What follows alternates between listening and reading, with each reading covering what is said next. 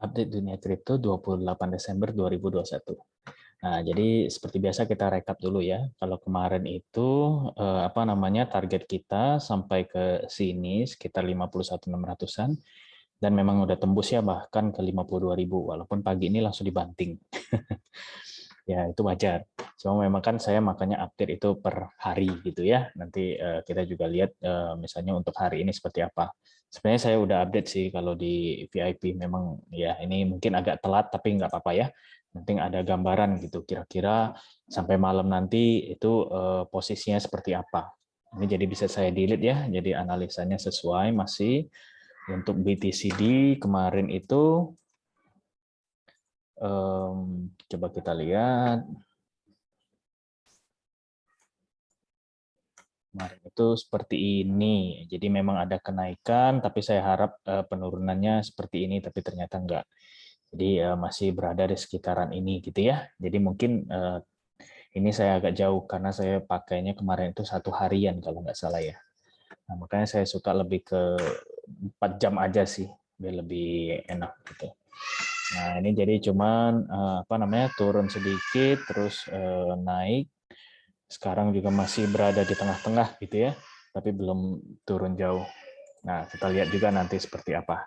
Dan mohon maaf kalau ada suara anak-anak atau apa gitu ya, karena memang lagi rame rumah, makanya saya juga cari waktu, cari posisi lokasi ini memang agak ribet. Tapi saya usahakan tetap harus update. Nah, coba kita lihat screening untuk berita ya, seperti biasa. Nah, jadi kalau ini kan dari jam 6.30 tadi.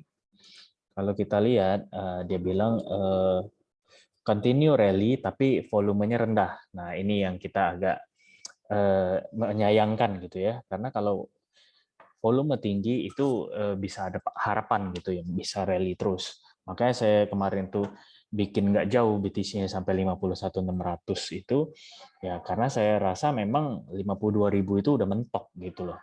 Nah, di VIP pun saya malam-malam gitu, biasanya saya jarang sekali keluarin sinyal malam, tapi saya rasanya ini pasti drop gitu, walaupun ya nggak estimasi dropnya sejauh apa karena udah malam gitu kan, nggak analisa. Jadi lihat kemarin ambil posisi short juga gitu ya, kaget begitu pagi ini kok bisa langsung TP4 gitu ya. Nah, tapi anyway, kalau misalnya kita lihat dari segi trading volume juga sejak liburan itu sebenarnya sudah naik, walaupun masih cukup tergolong rendah ya.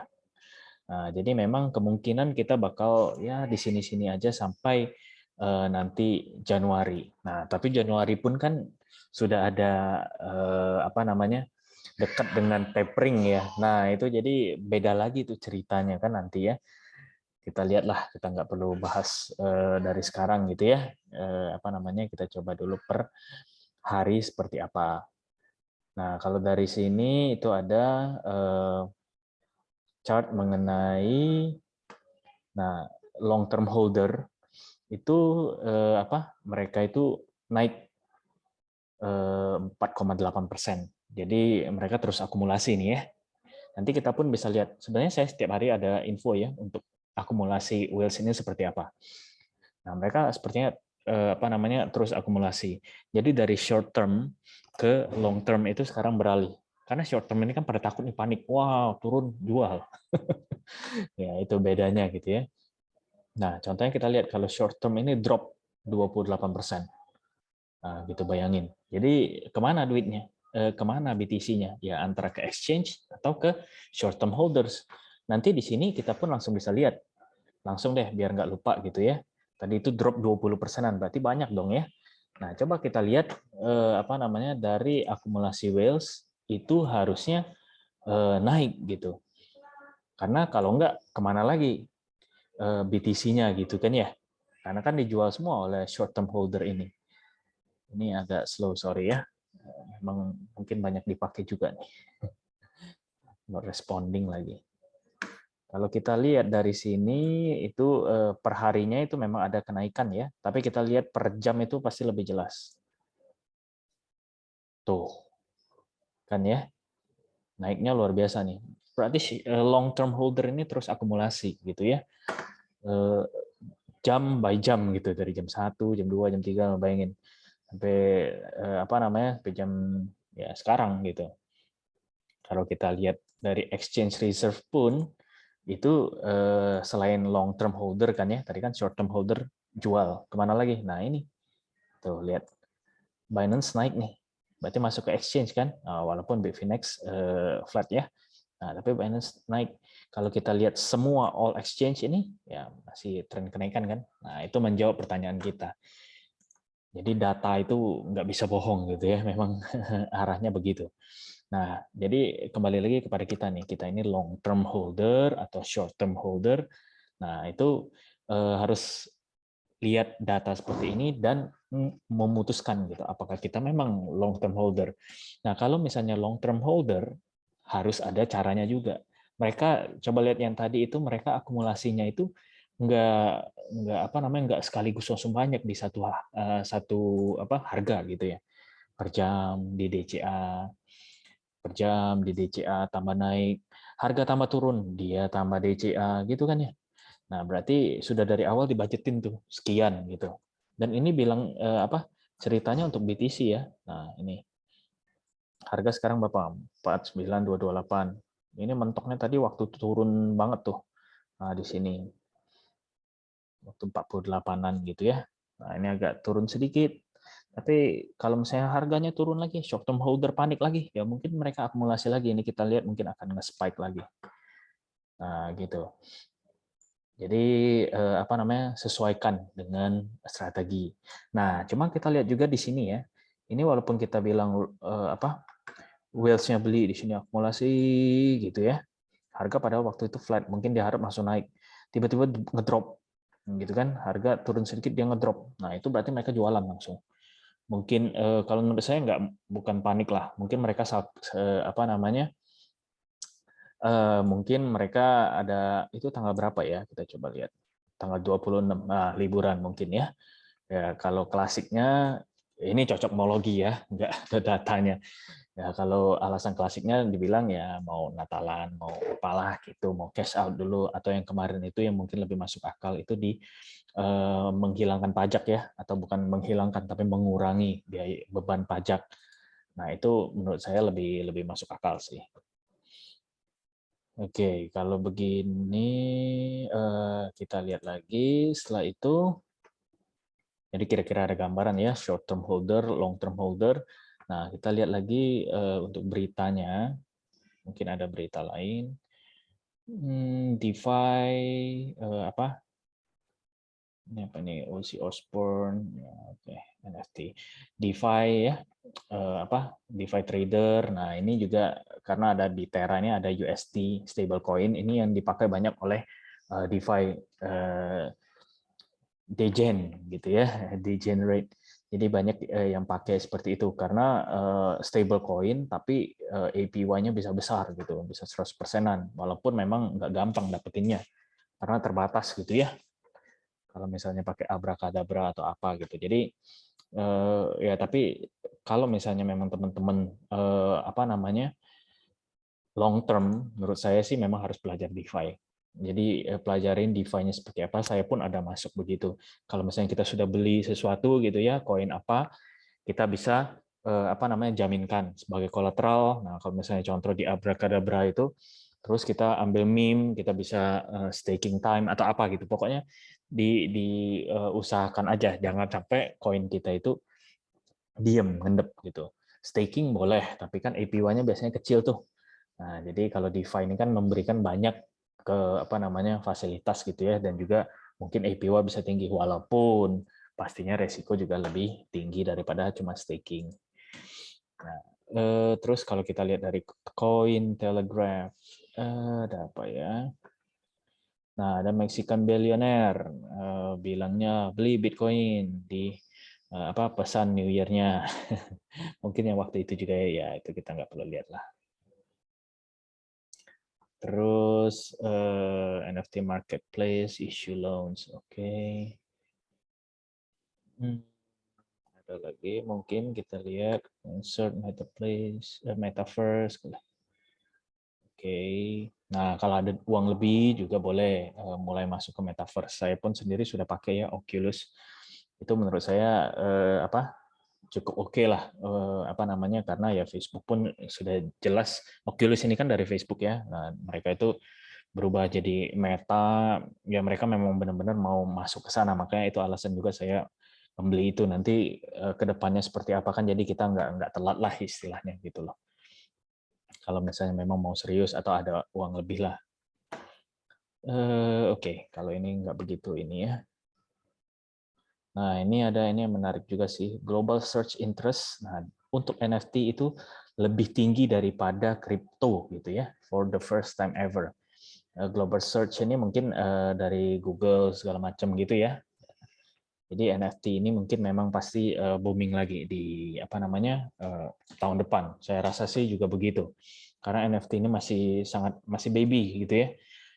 Ini pun sekarang masih lebih kepada gambar animal nggak jelas, apes lah, apalah pokoknya gambar-gambar apa gitu ya. Nah mungkin nanti apa fotografi itu belum, musik belum, banyak sekali kan yang intellectual property yang bisa dalam tanda kutip ditransaksikan di NFT ini. Nah itu menurut saya pasti nanti berikutnya ke arah sana. Jadi kalau misalnya mau cicil ya boleh aja masuk ke apa namanya project-project misalnya musik, project apa namanya fotografi ya, atau konser atau apa ya, itu musik juga sih. Oke, itu dari apa namanya dari berita. Nah sekarang kita lihat Fear and Greed. Fear and Greed ini 41 dia naik 1 poin, tapi menurut saya ini agak kurang update. Soalnya apa namanya dia setiap 1 hari update-nya. Nah ini tadi update terakhir berarti 4 jam yang lalu ya. Betul ya, berarti jam 10 tadi. Nah, belum drop separah sekarang kan ya sebenarnya. Jadi ya tapi boleh dijadikan inilah bukan acuan tapi pertimbangan aja. Cenderung flat lah masih ya, belum ke extreme fear lagi. Nah, tapi kalau jebol support nanti kita lihat support seperti apa. Itu ya bisa bisa takut lagi extreme fear lagi. Oke, loh ini kan saya udah login biasanya. Bentar ya.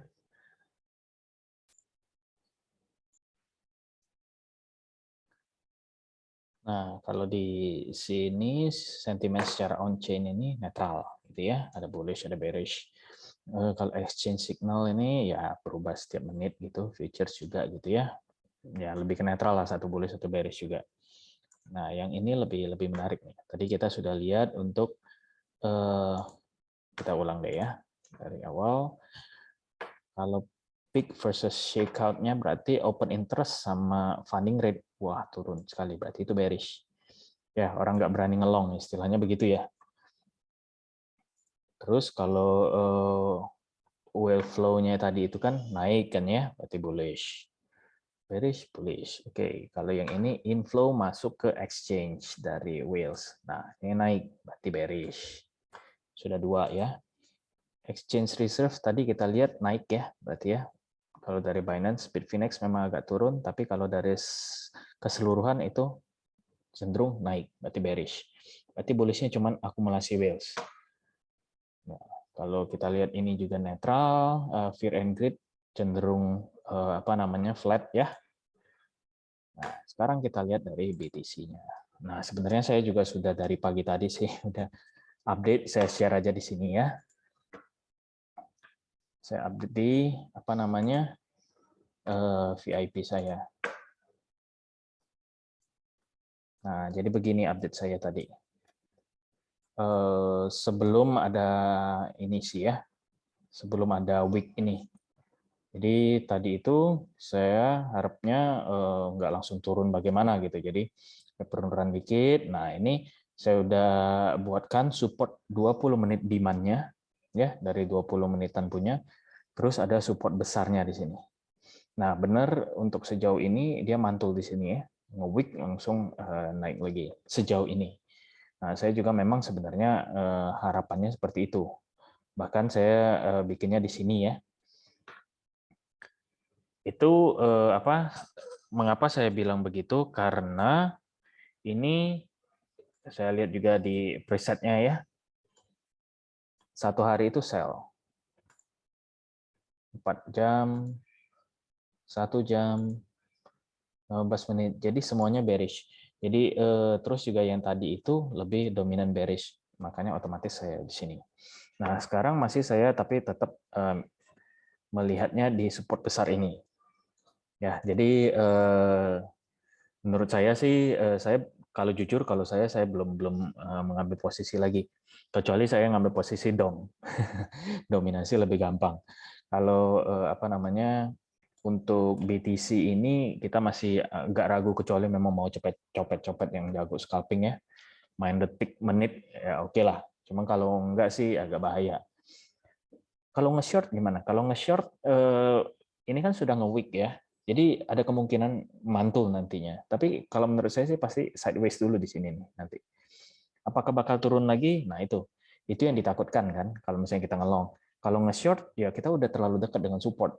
Jadi ini sangat menurut saya sangat ngeri posisinya. Jadi lebih baik jangan untuk mengambil posisi kecuali mau kayak sistem whales ya yang long term. Nah yang tadi akumulasi. Oke, mungkin nunggu sejam lagi, akumulasi lagi ambil gitu. Ya, kalau begitu boleh.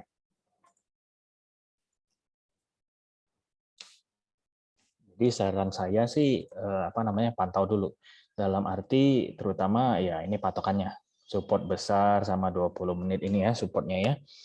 Kalau misalnya nanti sideways di sini aja juga pun ya ngapain kita mau ambil posisi kecuali kita mau akumulasi ya. Kalau nggak mau akumulasi menurut saya ya nanti aja antara sudah ada kepastian dia jebol support gitu ya. Misalnya jebol banget atau dia udah paling nggak nih ke daerah sinilah ini apa udah tembus resisten kecil lah sedikit gitu ya. Nah, itu mungkin agak lebih inilah apa memberi kepastian mungkin agak naik nantinya. Itu pun kita harus pantau lagi per time frame kecilnya seperti apa. Cuman ini patokan kalau menurut saya ya, apa namanya 48700. Kalau di sini 48900, kalau yang paling worst case 48400. Nah, kalau misalnya jebol 48400 ya lihat lagi posisinya mungkin seperti yang dulu lagi. Ya saya harap nggak sampai ke situ lah. Walaupun sekarang memang masih bearish banget. Nah, kira-kira kalau untuk BTC seperti itu. Kalau BTCD kita lihat dominance ya. Saya juga sudah ada bikin mungkin yang di DOM kali ya. Kita lihat. Oke, ini ada. Coba saya lihat di BTC DOM.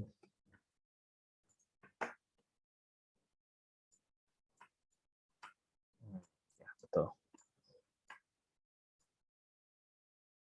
Nah, jadi persis kalau saya tadi apa namanya memang agak penurunan sedikit terus naik ya. Jadi tapi ini penurunannya ini saya bikin sebelum atau sesudah saya lupa. Jadi intinya apa namanya menurut saya tadi itu ya pagi turun terus naik. Nah, naik ini udah ke sini ya memang ya. Nah, sekarang penurunan lagi ke situ. Nah, tapi saya lebih ke arah bullish untuk BTC DOM atau BTCD ya. Karena biasanya apa namanya kalau ada pergerakan ekstrim dari BTC, DOM pasti naik. Gitu makanya tadi saya juga ngelong gitu ya, tapi udah TP sih. Jadi apa namanya? Kalau misalnya memang sideways nanti di situ, ya mungkin ini juga nggak begitu sideways atau malah ngedrop gitu ya kalau untuk posisi sekarang. Memang kalau posisi tadi itu pas kalau kita mau ngelong gitu. Jadi untuk DOM sejauh ini masih begini karena saya harapkan apa bukan saya harapkan tapi karena saya lihat BTC tadi bearish ya dan kalau dia tembus support 48400 tadi itu bisa agak cepat penurunannya kemungkinan gitu. Karena itu support cukup besar menurut saya. Menurut analisa teknikal saya gitu ya. Mungkin teknikal orang lain beda, saya nggak tahu, cuman menurut saya itu begitu. Jadi kalau misalnya memang sampai ke sana apalagi kalau disertai dengan long liquid gitu ya, long squeeze, oh udah bisa ini DOM bisa terbang tuh. Tapi ya kita harap mantul lah, apa itu paling jauh lah ya, semoga. Jadi apa namanya teman-teman juga aman gitu. Nah ini pun saya masih ngarep ini ada pantulan gitu kan ya, walaupun ini sebenarnya sudah mantul sih, cuman ya masih panjang, hari ini masih panjang gitu. Hari ini hari apa ya? Tuesday. Nah, berarti nanti pun masih ada jam amrik gitu ya. Nah, apakah ada kejutan? Ya seperti biasa, kita pantau lagi. Cuman supportnya ini menurut saya perlu inilah dipantau, dilihat gitu ya. Nah, mungkin seperti itu dulu untuk hari ini. Hati-hati memang ya, apa namanya, volatilitas memang sangat tinggi, terutama apa namanya ya, mau libur ini. Sebenarnya saya tadi ada lihat juga berita bahwa nah ini institution cash out Bitcoin gitu. Jadi mungkin mereka memang sudah jual institusi. Kita boleh coba baca sedikit ya. One big investment firm pocketed big profits by selling Bitcoin. Oke. Nah, ini dia apa namanya?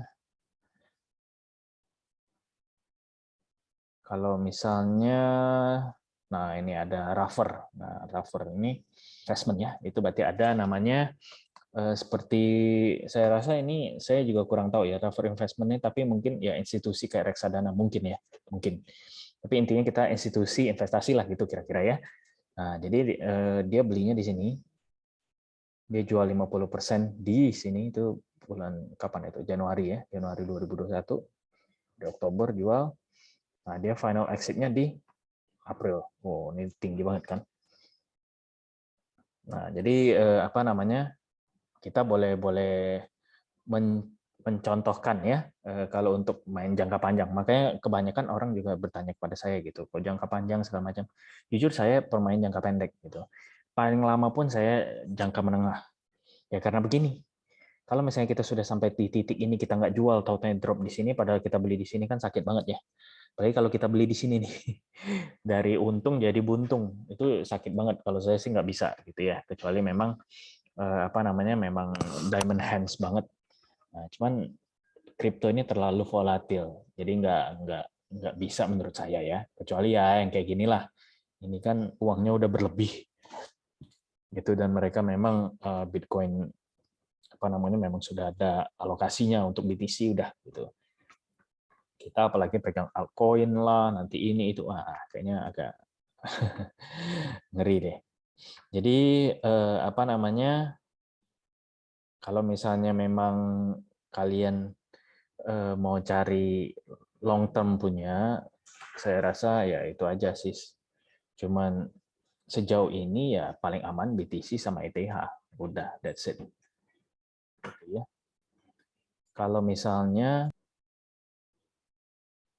altcoin lain, apalagi kalau orang bilang suka apa, metaverse tahun depan pasti booming NFT segala macam. Nah itu ya kita harus cek lagi berapa lamanya gitu. Karena pergerakan untuk kripto ini sendiri kan sangat cepat ya. Jadi kalau misalnya kita cuma pegang misalnya kayak metaverse, Sen, AXS segala macam itu, apakah mereka bakal bullish terus kan nggak? Nah, kayak buktinya sekarang pun turun lagi. Nanti katanya tetap, tapi ada yang memang hold. Nah, cuma holdnya kan sampai kapan itu kita harus tahu. Nah, itu maksud saya. Jadi beda dengan investasi kayak saham, misalnya properti. Nah, itu kan bisa bertahun-tahunan ya. Saham pun kalau menurut saya sekarang juga cukup volatil. Jadi apa namanya dibedakan. Kalau untuk terutama kalau saya pribadi ini ya, ini cuma share aja. Kalau untuk kripto itu memang lebih cepat time frame-nya. Apalagi kalau mau scalping ya beda lagi ya. Cuma kalau misalnya enggak scalping pun jangan kita taruh sudah diamin gitu. Taruh misalnya mau di staking kayak mau di apa namanya mau dimasukin ke DeFi kayak jadi kolateral segala macam di ini lagi di apa namanya di utilize lagi gitu. Itu tujuannya juga project pun seneng gitu ketika kita staking gitu ya koin mereka, kita ada apa namanya kemampuan untuk voting, kita akan join jadi komunitasnya. Nah, terjun ke dalam project-nya itu. Jadi kalau misalnya memang ada jangka menengah atau jangka panjang ya di dalam pikiran kita. Kalau enggak ya mungkin oke, nggak perlu apa namanya nggak perlu kita pikirkan lebih jauh. Cuma kalau misalnya ada contohnya kalau misalnya kayak AXS bisa di staking, bisa kita main gamenya, bisa kita join apa namanya dia punya channel gitu ya. Jadi harus masuk ke sana kalau misalnya memang kita mau jangka panjang gitu ya. Karena kalau enggak ya nggak bisa gitu. Kita bakal tahu gitu misalnya AXS ini atau SLP kok turun terus harganya, tapi masih banyak orang yang main kenapa gitu kan, kita harus ada apa namanya gambarannya. Jadi kita tahu oh ini nggak kemana-mana. Oh ke depan mereka ada roadmap apa. Nah itu ya. Jadi jangan kita cuman oke ini bakal tren metaverse udah. Lah Sen bakal ngapain nanti? Ada roadmap-nya apa? Gitu. Perusahaan-perusahaan yang masuk ke tempat mereka apa? Terus komunitasnya bagaimana? Gitu ya. Ada upgrade apa enggak? Nah, itu harus kita tahu gitu ya. Jangan cuma oh metaverse udah selesai. Gampang sekali begitu. Nggak segampang gitu loh. Jadi ya semoga jadi pertimbangan aja ya untuk kalau yang mau invest jangka panjang atau menengah lah. Kalau saya sih selalu bilang menengah lah. Kita sekarang setahun pun sudah beda banget kan. Mungkin tahun depan apa apalagi tahun ini misalnya ada corona, ada omikron, ada the Fed ini kan. Nah, tahun depan kita apalagi nih? Mungkin coronanya lebih bagus gitu ya, sentimen lebih bagus ya bisa aja. Tapi 2 tahun ke depan, misalnya kita nggak jual di tahun depan gitu, padahal harga bagus, totalnya ada lagi yang lain, drop lagi ya untuk apa gitu. Jadi manfaatkan, jangan takut untuk TP, jangan takut untuk SL juga gitu ya. Kalau saya juga selalu bilangnya begitu, kecuali memang ya itu tadi long term visinya dan kita masih ada alokasi gitu ya. Jadi oh bisa kita cicil lagi, bisa kita cicil lagi waktu harga turun. Oke mungkin begitu dulu ya. Saya nggak mau panjang-panjang, sorry kalau kepanjangan. Semoga membantu dan juga kalau teman-teman suka dengan video saya jangan lupa untuk like dan subscribe seperti biasa ya. Dan juga komen dan share ke teman-teman yang lain supaya mereka bisa mendapatkan manfaat. Terima kasih.